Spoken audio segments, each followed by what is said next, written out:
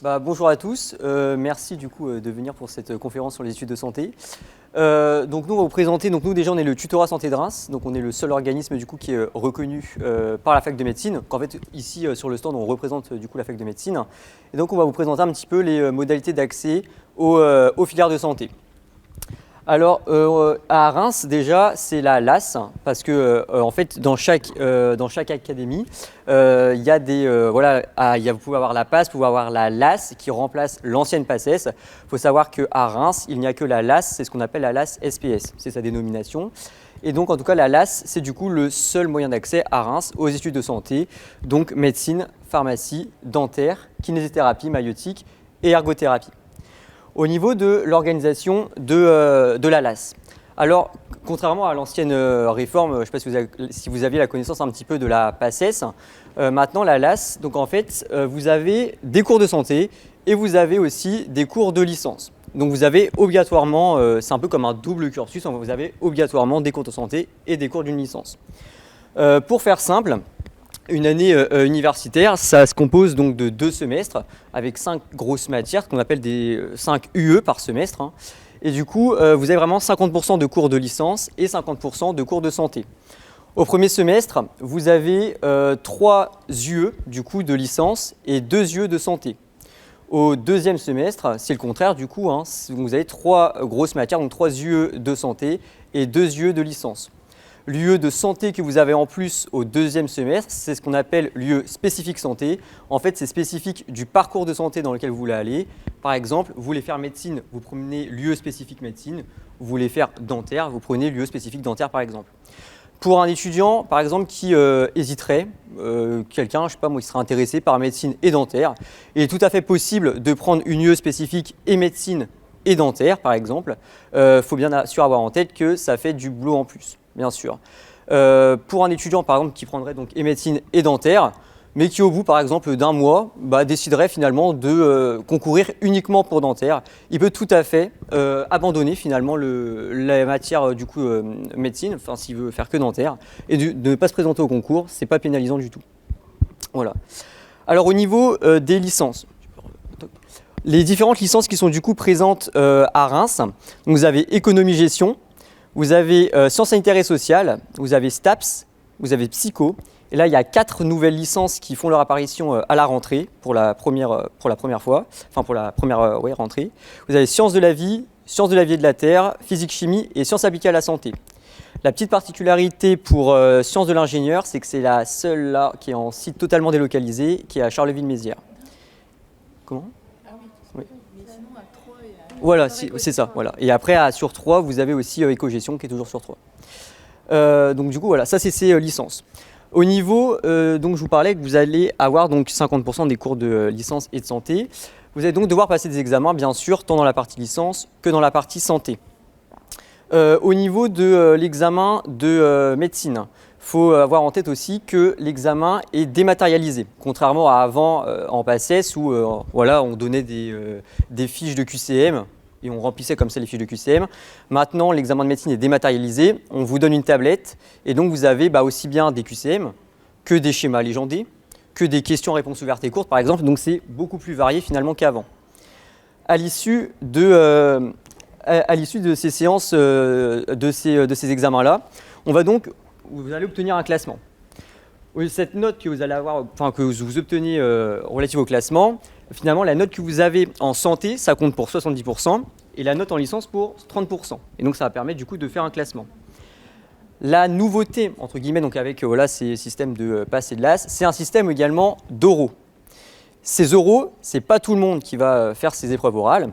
En fait, pour faire simple, si on prend quelqu'un qui veut faire médecine, donc pour donner un exemple concret, s'il y a 100 places qui sont ouvertes en médecine, 50% de la capacité d'accueil, les 50% de la capacité d'accueil, les 50 premiers, dans l'exemple où 100 places seraient ouvertes en médecine, c'est ce qu'on appelle les grands admis. Les grands admis, eux, sont directement admis du coup en deuxième année de médecine. C'est bon, ils sont en vacances, c'est fini pour eux. Après, on a les personnes admissibles. Les personnes admissibles, en fait, on va reprendre 2 fois la capacité d'accueil restante. Donc là, dans l'exemple que je vous ai donné, donc de la 51e au 150e, ça, c'est du coup les personnes admissibles. Ce sont des personnes qui vont devoir passer des épreuves orales. généralement 3 épreuves orales. C'est des épreuves, alors en général, l'année dernière, il y a une épreuve voilà, qui a changé. Généralement, donc l'année dernière, il y avait un oral, c'était l'analyse d'une vidéo. Il y en a une, c'était l'analyse d'un texte, et l'autre, c'était l'analyse d'une mise en situation. Vous aviez des petites lignes voilà, d'une situation, il fallait un petit peu analyser la vidéo, le texte, pardon, la situation. À l'issue de ces examens, de ces épreuves orales, vous allez donc obtenir une note relative à ça, à laquelle va venir du coup se greffer la note générale que vous avez eue à l'année. Ça va permettre du coup de refaire un classement pour du coup réattribuer les 50% du coup des places restantes pour du coup avoir la totalité de la capacité d'accueil. Est-ce que déjà à ce stade, vous avez des questions ou est-ce que c'est clair? C'est pas simple du tout. C'est même complexe. Alors, c'est différent. Ouais, c'est ça. Parce qu'en fait, vous dites qu'il y a une partie santé, une partie licence. Exactement. La partie licence, vu que c'est la moitié du temps, c'est pas une demi-licence.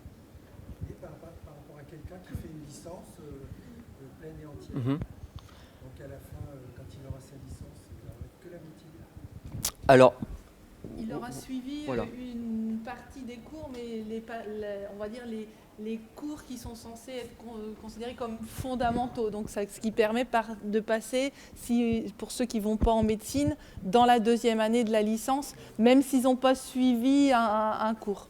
Et par rapport à quelqu'un qui ne rentre pas en médecine, il aura quand même peut-être un peu plus de difficultés. Bon, en général, non, ils ont une capacité de travail qui fait qu'ils arrivent sans problème à valider la deuxième année de licence. Je peux vous donner un exemple concret parce que du coup moi j'ai fait une LAS 2, donc en fait j'ai fait du coup une passe, alors c'est la première année, j'avais pas réussi du coup du premier coup la passe, donc après j'ai fait une LAS 2, donc j'étais en deuxième année, pour ma part c'était la licence éco-gestion, et en LAS 2 j'ai réussi à majorer la licence, donc en étant avec des personnes qui avaient fait du coup uniquement éco-gestion en première année, donc c'est tout à fait possible, hein. Ça ne pose pas de problème. Voilà. Voilà. Donc après, au niveau de l'organisation d'une semaine typique en LAS, le lundi et le mardi, c'est les journées qui sont réservées entre guillemets à la santé. Il faut avoir en tête que la quasi-totalité des cours en santé sont sous forme de capsules vidéo. Donc il y a quasiment plus de cours en présentiel pour la partie santé. C'est des capsules vidéo du coup que que l'étudiant a sur un bureau virtuel à regarder finalement quand il veut. Les choses obligatoires pour la partie santé, c'est du coup des TD, donc c'est des travaux dirigés où en fait on est par groupe pour plutôt réapprofondir certains points ou répondre à des questions. Et donc du coup ça c'est obligatoire et ça a lieu le lundi et le mardi du coup à la fac de médecine. Et donc du coup le reste de la semaine, le mercredi jusqu'à potentiellement samedi matin, là du coup c'est réservé pour la licence, donc aussi bien les cours magistraux que les TD de licence.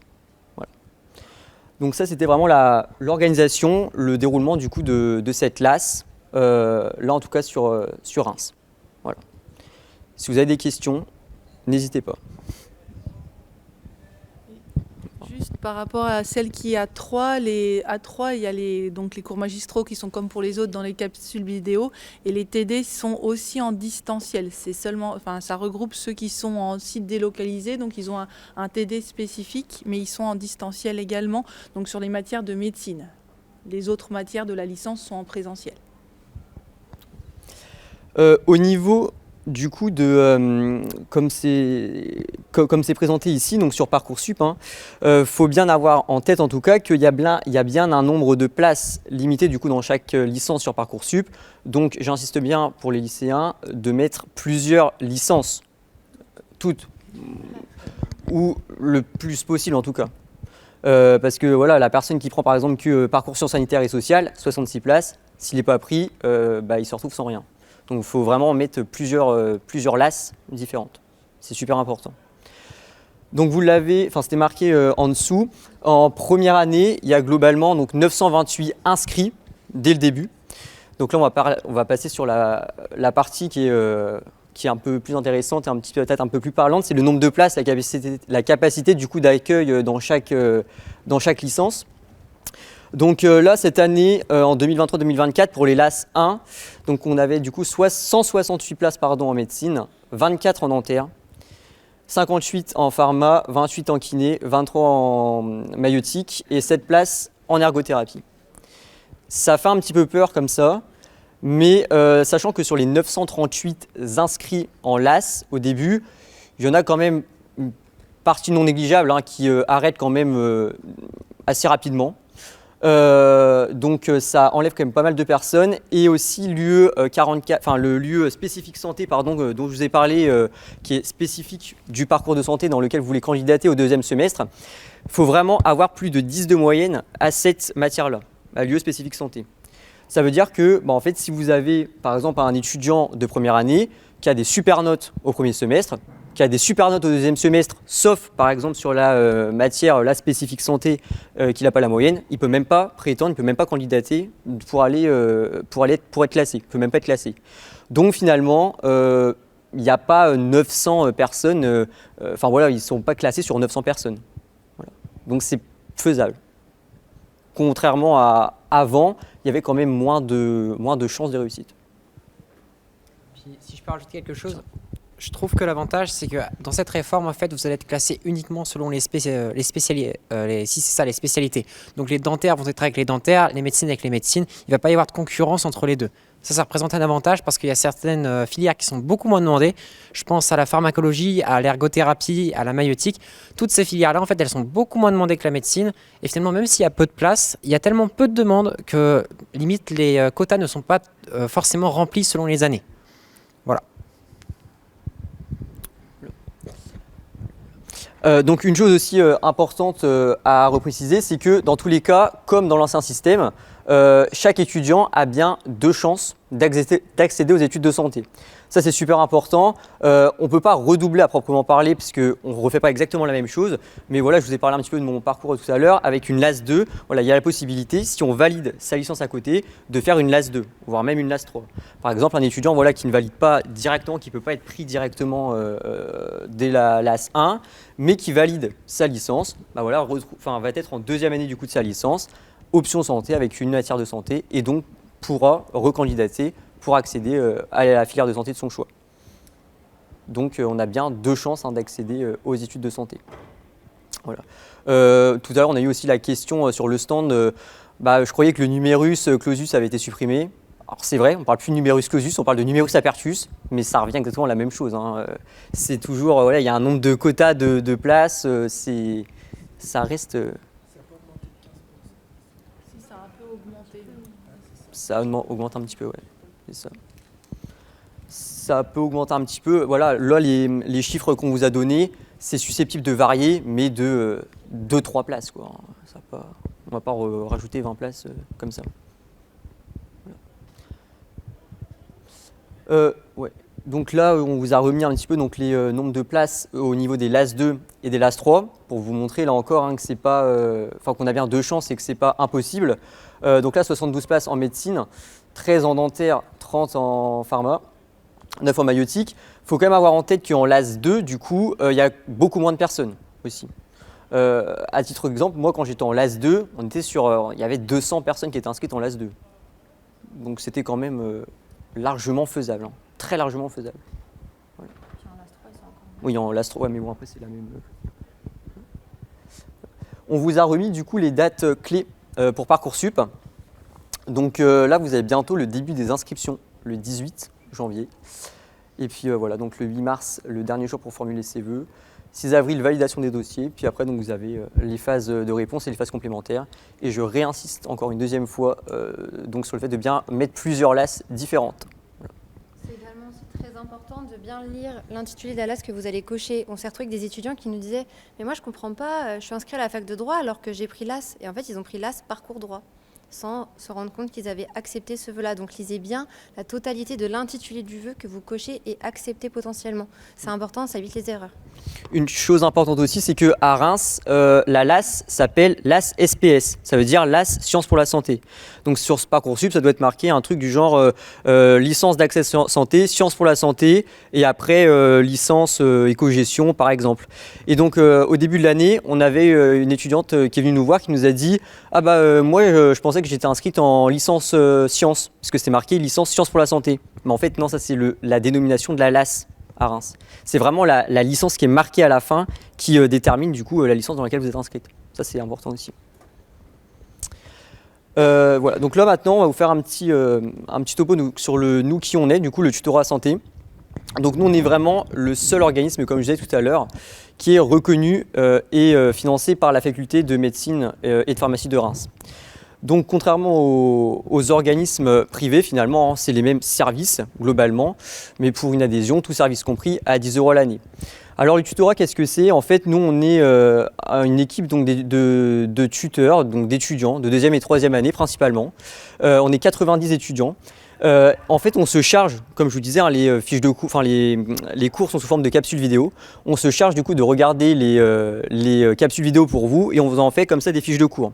Donc ça, c'est les tuteurs, les 90 tuteurs qui vous font les fiches de cours.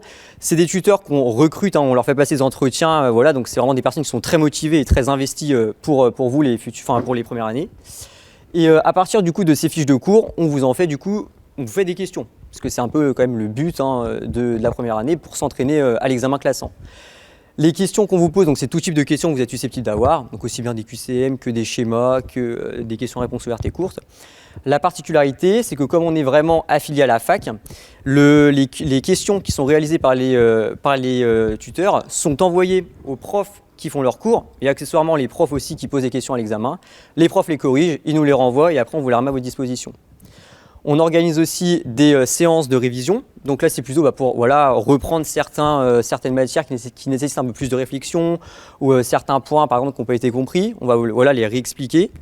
Bien sûr, on fait aussi des concours blancs. Donc là, c'est vraiment pour vous mettre dans les conditions exactes de l'examen. Tous les services qu'on propose a lieu dans les locaux de la faculté de médecine. En l'occurrence, pour tout ce qui est les examens, enfin les cols, donc les préparations aux examens, toutes les questions, c'est le 18h à 20h le lundi et le mardi, donc dans les locaux de la fac.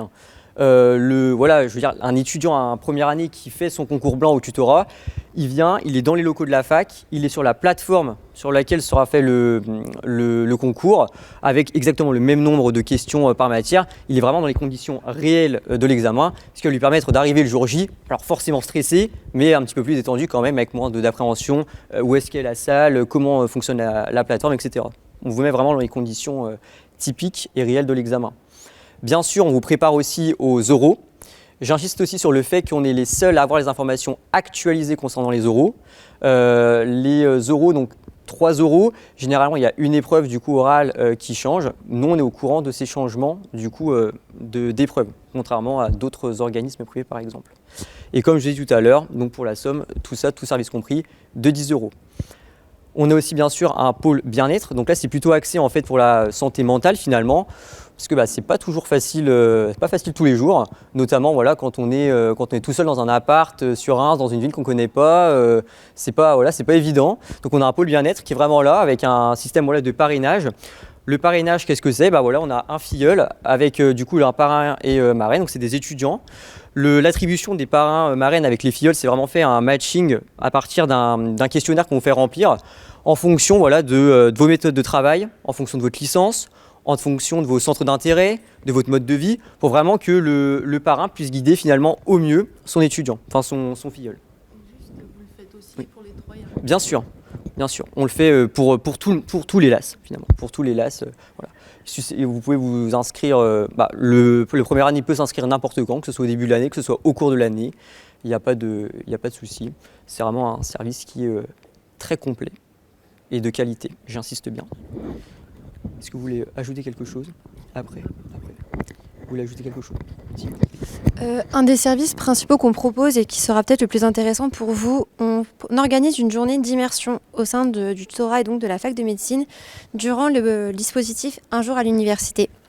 Ce sera de la semaine du 4 au 8 mars. Nous n'avons pas encore défini nos journées, mais on vous invite fortement à participer dans le sens où en fait on va vous présenter le quotidien d'un LAS à l'université. C'est-à-dire qu'on aura des professeurs cette année que nous avons actuellement qui vont venir faire un cours d'1 heure, sûrement en histologie et en anatomie, histoire de vous montrer de vraies matières, de vraies coupes, de vraies choses que nous on a étudiées. Ensuite, on vous fera une petite colle, mais sous un format un peu ludique pour que ce soit quand même bonne ambiance. Et vous montrer un petit peu le style de questions auxquelles vous pouvez être confrontés durant l'année. Il y a également tous les doyens, en principe, qui viennent faire un discours pour vous encourager, se présenter. C'est important que vous mettiez aussi un nom sur un visage. On fait également intervenir le responsable de la LAS au niveau de la fac pour qu'il fasse une présentation très complète. Et surtout, on va axer cette journée sur des temps d'échange avec des étudiants pour que vous puissiez leur poser vos questions, partager vos inquiétudes, vraiment échanger sur des parcours différents, des licences différentes. Vraiment, l'idée, c'est de vous permettre de vous sentir à l'aise, de vous faire découvrir ce que c'est et de potentiellement confirmer votre choix parce qu'on trouve vraiment ça important que vous puissiez découvrir la fac et la LAS. Donc voilà, c'est vraiment un dispositif qui est gratuit, où tous les lycéens première et terminale peuvent s'inscrire. Nous ouvrons aux premières cette année. Et tout est pris en charge par l'université, même le repas du midi. Donc on vous invite fortement à vous y inscrire. Durant du 5 février au 1er mars, on mettra un petit lien. Voilà. Est-ce que vous avez éventuellement des questions sur la présentation, sur la LAS en général ? Moi, je vais juste rajouter un petit truc concernant les licences. Le choix de la licence, alors c'est pas quelque chose de facile, parce que c'est assez compliqué de se dire allez, je vais m'engager dans telle licence alors que on ne sait pas trop ce qu'il y a dedans, etc. Il y a des étudiants parfois qui qui prennent des licences en fonction de ce qu'ils entendent. Moi, on m'a dit que ça c'était plus facile, donc du coup je vais prendre ça, ou ça c'était plus dur, donc je vais pas l'apprendre. Ce que j'ai envie de vous dire, c'est prenez la licence qui vous intéresse le plus, dans laquelle vous pensez que ça va vous plaire ou que vous avez envie de découvrir, etc. Je trouve que c'est super important parce que c'est quand même, vous avez quand même pas mal de matières de ces licences-là.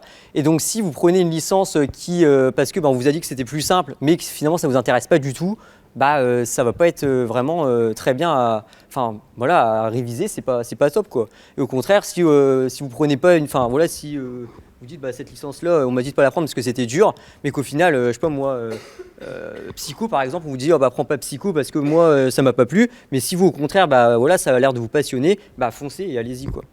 Donc, Et c'est d'autant plus vrai que la réforme a été faite aussi pour ceux qui ne réussissent pas médecine et donc ça permet aussi de passer en deuxième année de licence alors même qu'on ne fait plus médecine. Et il y en a quand même un certain nombre qui choisissent la licence, de continuer dans la licence dans laquelle ils ont commencé sur la LAS. Hein.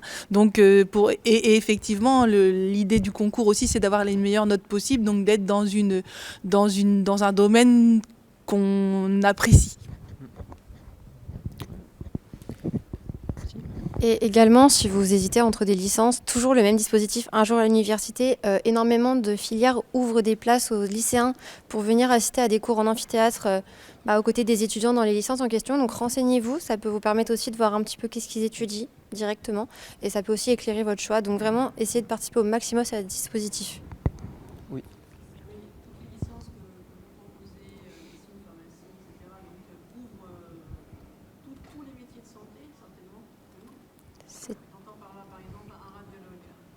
Alors ça dépend. Un manip radio, non, mais un radiologue, oui. Ah oui. Oui. Ah oui, c'est une spécialité médicale. C'est une spécialité médicale. Mais un manipulateur en radiologie n'est pas médecin, par exemple. Ça veut dire que tous les métiers de santé, c'est pas des métiers de santé, c'est peut-être Les filières de santé. C'est les filières, Ouais. en fait. à l'intérieur, il y a encore des métiers de santé. Oui, Bien sûr. c'est ça. Comme tous les métiers de santé qui sont accessibles En fait, si vous voulez, c'est tout. Vous avez par exemple en médecine, ça vous donne accès à toutes les spécialités médicales, donc les 44 spécialités médicales, par exemple. Vous prenez par exemple dentaire, vous avez le métier de dentiste, plus après vous avez la possibilité de faire aussi un concours en dentaire pour faire par exemple orthodontiste ou pour faire de la chirurgie maxillofaciale par exemple. Ou pharmacie, c'est pareil. Quand on parle de pharmacie, on a souvent l'idée de pharmacien, le vendeur de médicaments, la pharmacie d'officine. Il n'y a pas que ça. Il y a aussi la pharmacie dans la recherche, la pharmacie en industrie, à l'hôpital, etc. C'est vraiment quelque chose qui est assez varié. Ouais. Après ça, vous allez sur Internet, vous pouvez facilement avoir accès à l'ensemble des informations.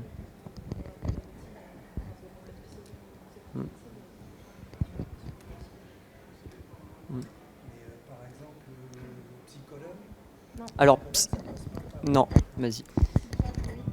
Ouais. Voilà, psychiatre, oui, mais psychologue, non. Il faut faire 5 années d'études en UFR de psychologie, donc une licence en 3 ans et un master en 2 ans. Mais non, psychiatre et médecin, mais pas un psychologue. Voilà, c'est des petites nuances qu'il faut saisir. Est-ce que vous avez éventuellement des questions ? Est-ce qu'on a été clair? Encore. En tout cas, si vous avez des questions, n'hésitez pas du tout à venir nous voir, que ce soit là, maintenant, après, ou même sur le stand. Nous, on est vraiment là-bas avec l'université de Reims, donc on est vraiment à l'entrée là-bas. Venez nous voir, on a plein de documentation pour vous, même là, on en a aussi. On a même aussi, voilà, pour les lycéens qui hésitent un petit peu au niveau des choix des licences. Pour les actuelles licences qui étaient déjà en place les années d'avant, nous au tutorat on a créé un petit guide finalement qui représente les différentes licences avec les matières qu'on y trouve dans chaque licence et les petits avantages et inconvénients qui sont perçus par les petits témoignages voilà, qui sont perçus par les étudiants, si ça peut vous aider un petit peu à choisir votre licence. Voilà. Sinon on vous remercie beaucoup de vos intentions et puis bonne après-midi. Ouais, dites-nous. Ouais, Oui, non, allez-y. Pour les spécialités en première Mm. est-ce que vous conseillez les